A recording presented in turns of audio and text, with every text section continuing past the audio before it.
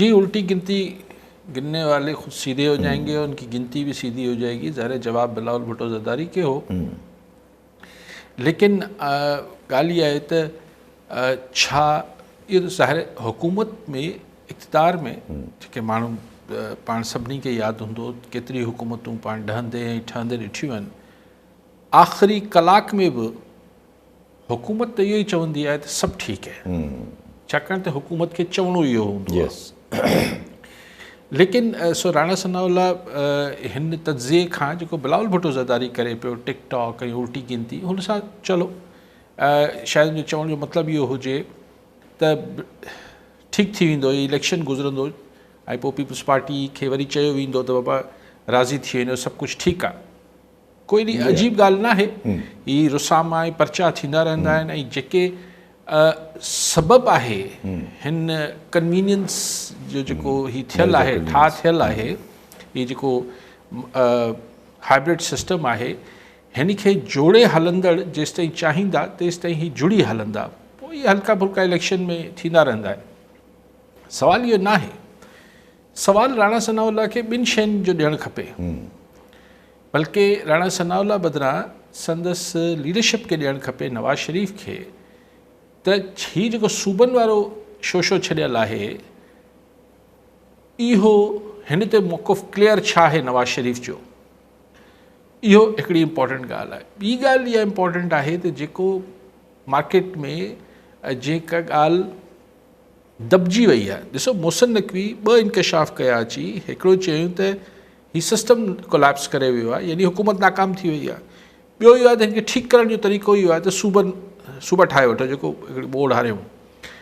सवाल इहो आहे त सॼी डिस्कशन सिर्फ़ु सूबनि वारी ॻाल्हि ते थिए पई, ठीकु आहे, पर जेका मेजर ॻाल्हि आहे त हीउ सिस्टम कमु न पियो करे,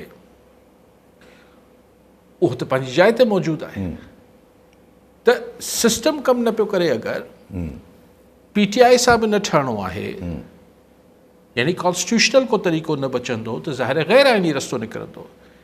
त राणा सनाउल्ला इन ॻाल्हि जी या नवाज़ शरीफ़ हिन ॻाल्हि जी वज़ाहत करे त छा हाइब्रिड सिस्टम में ऑल इज़ वेल, सभिनी जेके बि पार्टनर्स आहिनि उन्हनि में सभु कुझु ख़ैर ख़ूबी सां हले पियो। पीपल्स पार्टी ऐं नवाज़ लीग में त ख़ैर ख़ूबी सां न पियो हले फ़िलहालु, पर चलो ई 10 तारीख़ 15 तारीख़ खां पोइ इलेक्शन ख़तमु थी वेंदा, पोइ थी सघे थो त हिननि में सरचा थी बि वञे।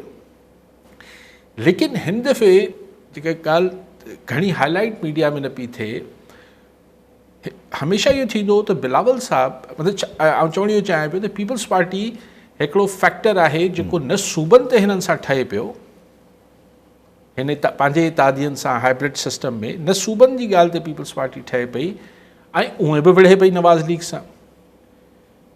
त पोइ थींदो इहो हो त बिलावल साहब हिकिड़ो सख़्तु मौक़ुफ़ रखंदो, पोइ ज़रदारी साहब विच में पई करे मामलात खे थधो कंदो। हीउ पाण 3-4 सालनि में ॾिठो किसो। हिन दफ़े ज़रदारी साहब जेका ॻाल्हि आउं चवां थो मीडिया में एतिरी हाईलाइट न पई थिए, त जेको जजिस जो नोटिफिकेशन ते साइन न पियो, समरी ते साइन न पिया कनि ज़रदारी साहब, ऐं अॼु अख़बार में मूं पढ़ियो त आचार्य जॾहिं सुभाणे वरी का मीटिंग बि आहे प्रेसिडेंट हाउस जे अमले जी ऐं लॉ मिनिस्ट्री वारनि जी, त बाबा को विच जो रस्तो कढो। विच जो रस्तो छा आहे? पहिला अगरि आसिफ़ ज़रदारी साहब हिन समरी सां इतफ़ाक़ न पिया कनि त माना ज़रदारी साहब खे तहफ़ुज़ात हूंदा न, हीअ को लीगल कॉमा फुल स्टॉप जो त मसइलो कोन हूंदो, आइनी तशरीह जो मसइलो त न आहे। त माना ज़रदारी साहब जे तहफ़ुज़ात खे अगरि दूर नथो कयो वञे त ज़रदारी साहब पुल जो किरदारु कीअं अदा कंदो? बिलावल ऐं हू जेको थींदो आहे त जेके समूरा फैक्टर्स नज़र अचनि पिया त हिन हाइब्रिड सिस्टम में क्रैक्स जेके आहिनि हू वधंदा वञनि पिया, उनजो साइज़ वधंदो वञे पियो। सो हाणे अगरि नवाज़ लीग वारे इहे सम्झनि था त छाकाणि त असांजे मुल्क में अक्सर इहो थींदो आहे असर त असीं जेका फॉरेन अफेयर्स मां पंहिंजी लेजिटिमेसी डोमेस्टिक पर्पज़ लाइ बि ॻोल्हींदा आहियूं, त असां छाकाणि त परॾेही मामलनि में वॾो कमु कयूं पिया, तंहिंजे करे असां लोकल।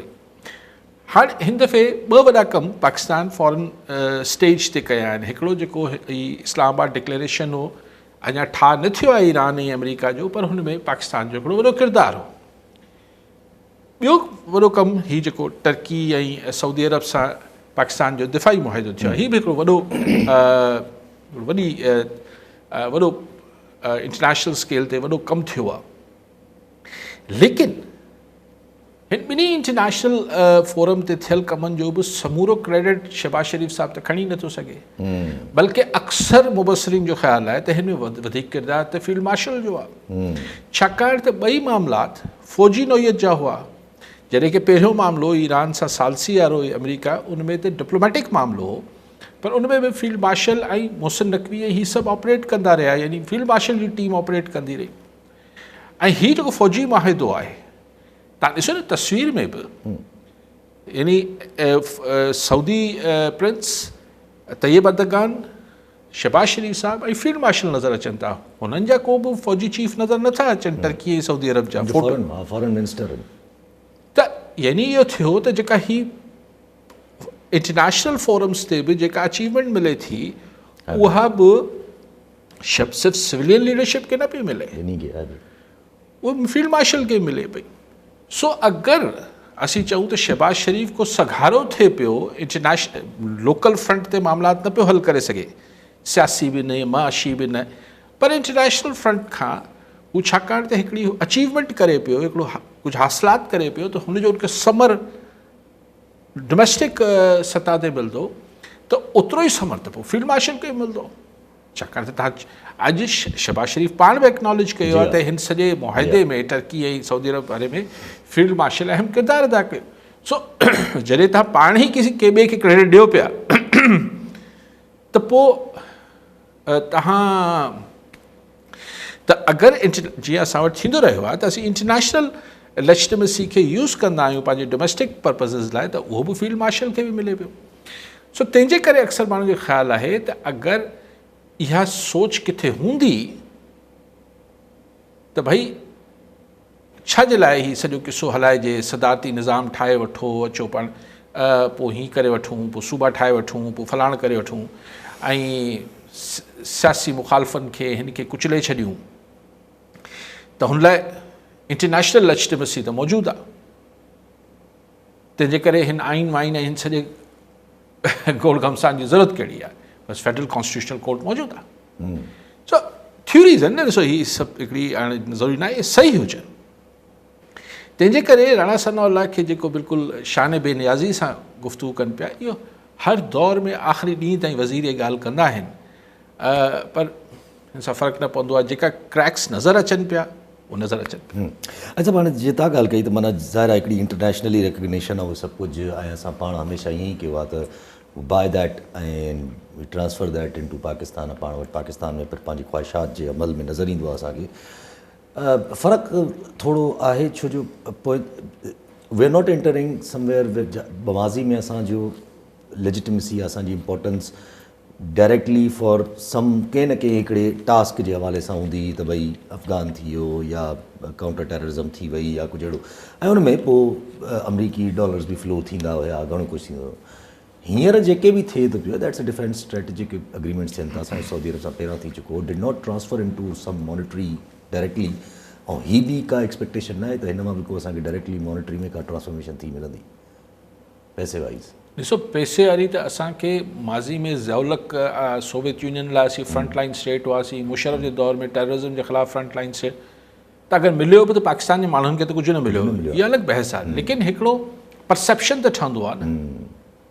ऐं तव्हांजी अमूमन असां वटि जॾहिं टेक ओवर्स थींदा आहिनि, त जेके असांजा माज़ी में डिक्टेटर मिलिट्री डिक्टेटर्स आया, उन्हनि जी त को 1-to-1 इक्वेशन ई न हूंदी आहे फॉरेन लीडर्स सां। जी हा, हिन दफ़े त फ़र्क़ु आहे, हिन दफ़े त शुरू खां ई